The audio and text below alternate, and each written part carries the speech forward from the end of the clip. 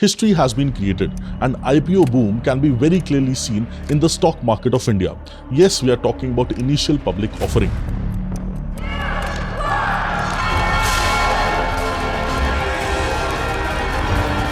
Look at the IPO market for a bit. The IPO market in India continues to see a flurry of activity. India is the dumbest IPO market that ever existed in the history of IPO markets. Now, how history has been created? See, India's capital market has reached a very new milestone, whereby the companies have raised more money in the last 5 years through initial public offering than what the companies have raised in the last 2 decades combined. So which means the money which was raised from initial public offering from the year 2000 to the year 2020 was just 4.56 lakh crores. But from 2020 to 2025, in just a span of 5 years, companies in India have been able to raise around 5.39 lakh crores through initial public offering. Such a huge craze of initial public offering is never seen in our country. And that's not all. The growing fear of missing out, FOMO, amongst investors investing in the primary market and the secondary market has led to the DMAT numbers, the new DMAT accounts opened in the last 10 months to a 10-month high, which means there has been a 22% hike in the number of DMAT accounts opened in the October of this year as compared to September, which is why around 30 lakh DMAT accounts, new DMAT accounts has been opened in just October of 2025, with around 24.6 lakh DMAT accounts opened in the month of September. Now, the October month was the busiest month for IPOs in our country. Around 33 companies, 33 corporates, they raised more than 39,000 crores last month itself. Now, this very clearly shows that the hype of initial public offering, the hype of IPO in India is real and it is not going anywhere. Hello, my name is Preetpal Singh. You're watching Perspective, and today we are going to talk about the hype and the boom of initial public offering.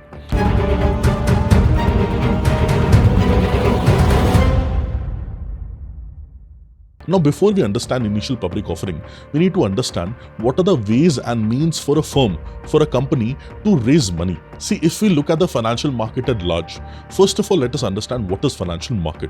Financial market is a market where finance from one place goes to another, which means a person who's having surplus funds and a person who's having deficient funds, if a money is transacted between them, that is known as a platform where this transaction takes place, that is known as a financial market.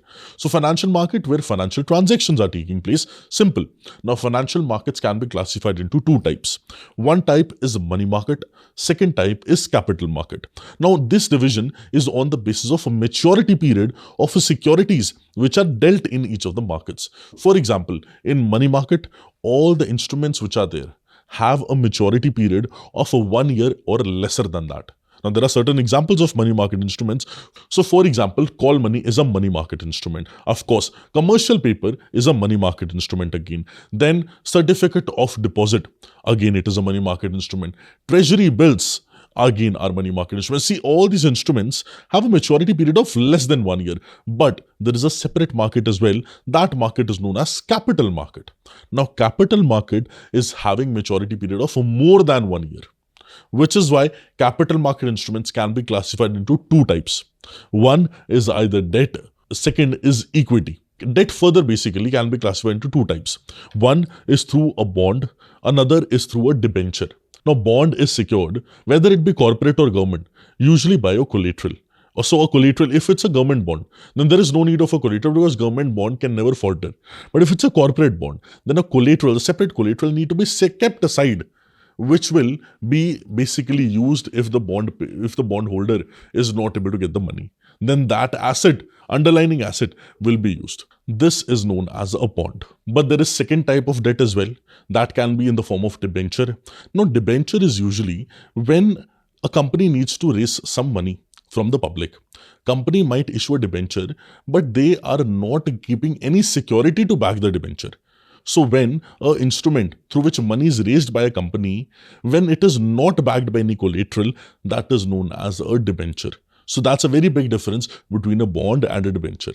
Usually bonds and debentures are both the sources for long-term financing of the companies when the companies wants to borrow for longer term. I hope that is very clear with you by now. Now, leaving aside debt, there is another component of capital market, and that component is equity. Now, to understand equity, we need to understand again how a company can raise money. Company can raise money by taking a loan. That is a debt. If company doesn't want to take debt, because see, debt creates liabilities. Now, all the companies are not very happy by increasing their liability. Some companies want to be liability free. So, if the companies don't want to take liability, go for liability, they go for other route. And that other route is basically selling off the ownership of their company in a percentage terms. For example, I own a company known as XYZ Corporation. Now, XYZ Corporation wants to raise money. I have two options under capital market. One is debt and one is equity. Debt I don't take because I don't want to get into loans. But then I go for equity. Now, in equity, what happens is I will simply say that this ABC Corporation or XYZ Corporation, it is 100% mine. But I am willing to give 20% of the ownership of my corporation to the general public in response of a certain sum of money, let's say 1500 crores. So which means I want 1500 crores and please give a free access to the public for my lectures. That is one thing, which means here a company is wanting to dilute its ownership in order to raise funds from the public. Now, since we know there are two ways to generate funds under the capital market, one is debt, another is equity. Now, debt creates a lot of liabilities, which is why if we don't go for debt, we might go for equity. Now, let's take an example. Let's say I have a company known as ABC Limited.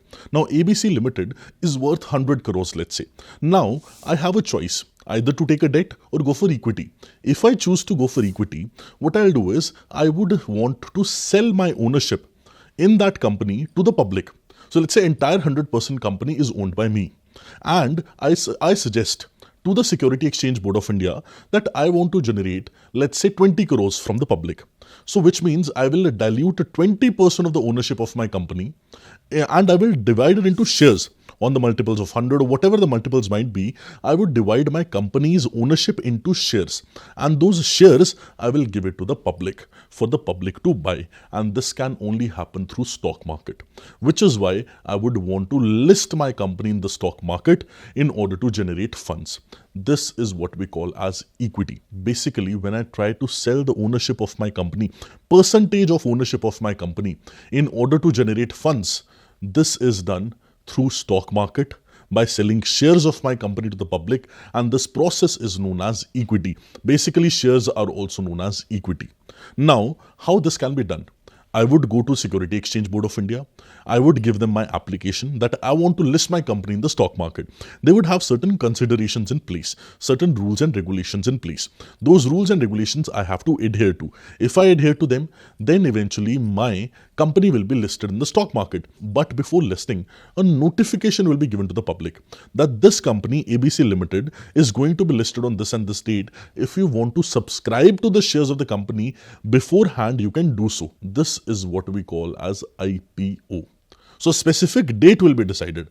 On that particular date, investors have to subscribe to the shares of the company for the very first time. So, when for the very first time a company issues shares to the public, this is what we call as initial public offering. Now, this is what initial public offering has been in the news so far, and this IPO frenzy, this IPO hype is going on in India, and the IPO hype in India is real, which means that for the very first times these companies are getting listed in the stock exchange.